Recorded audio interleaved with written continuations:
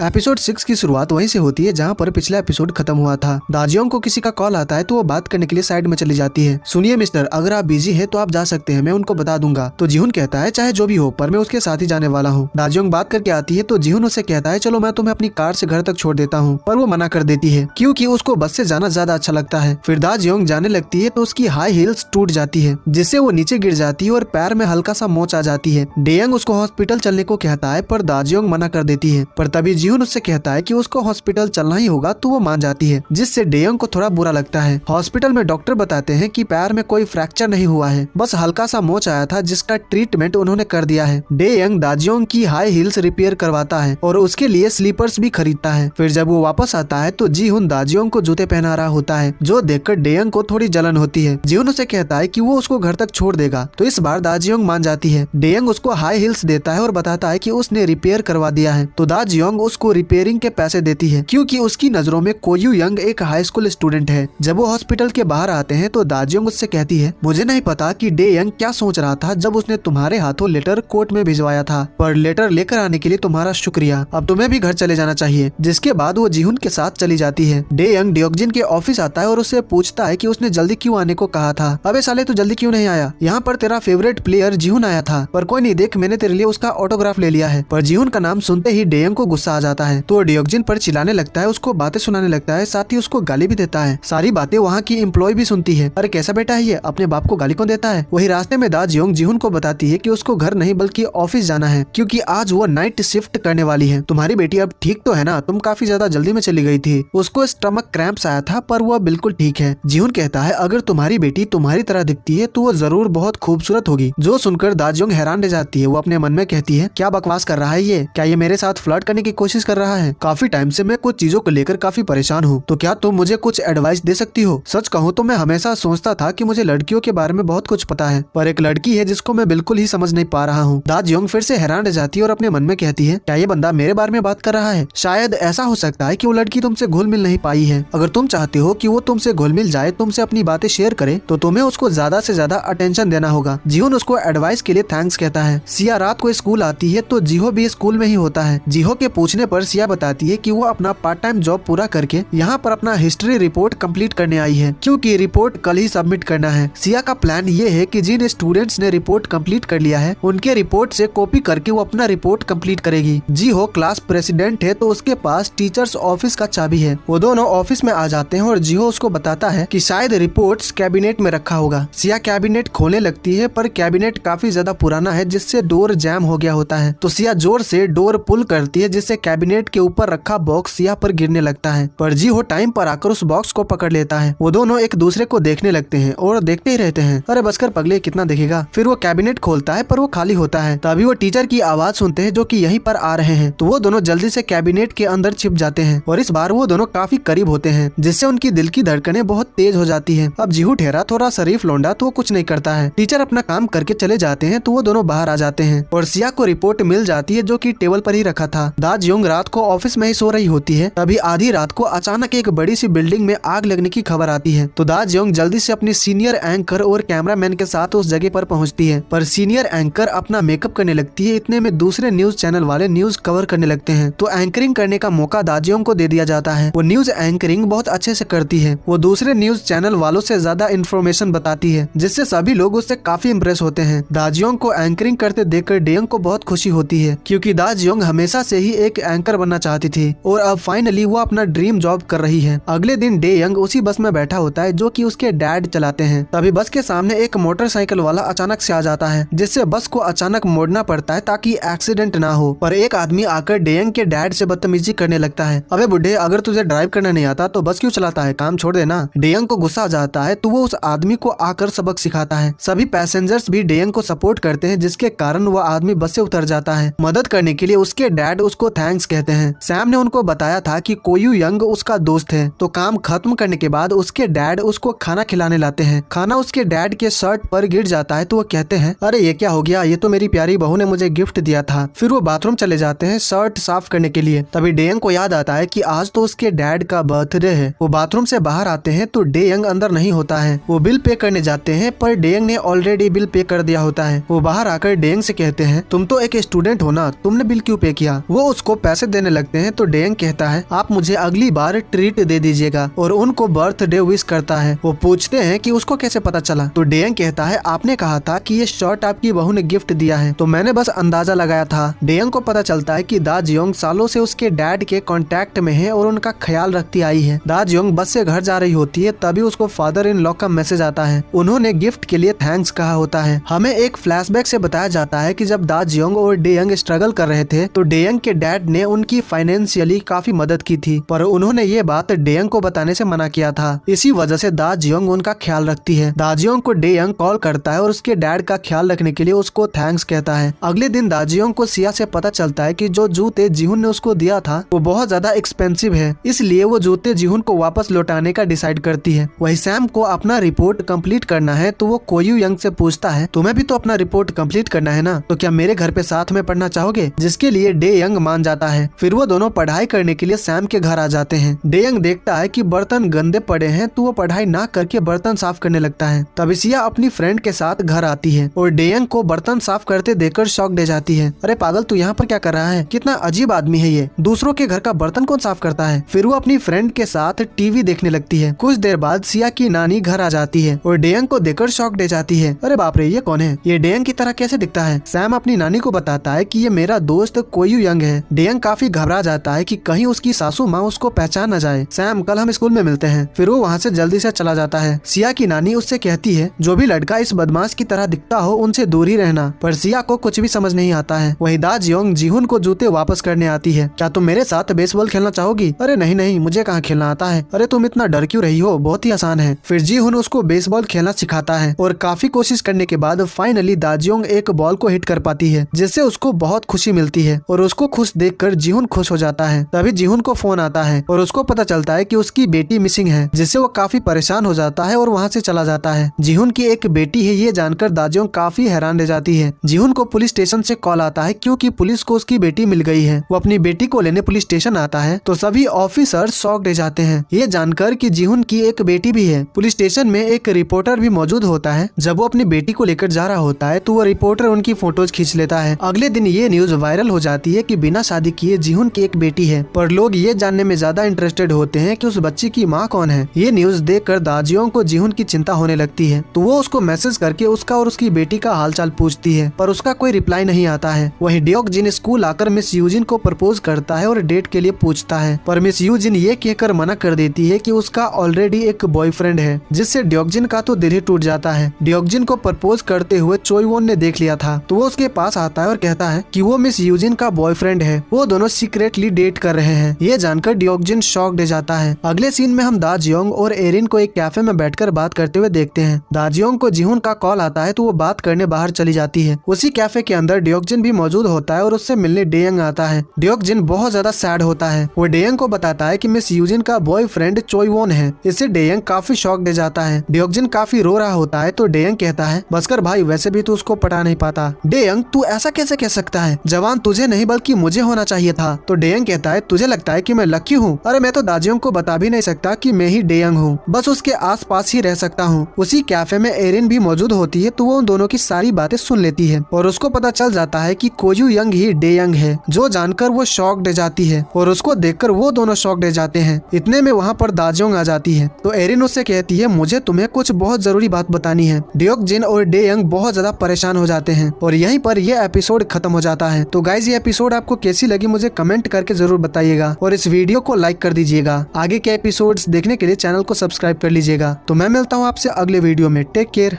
Bye bye.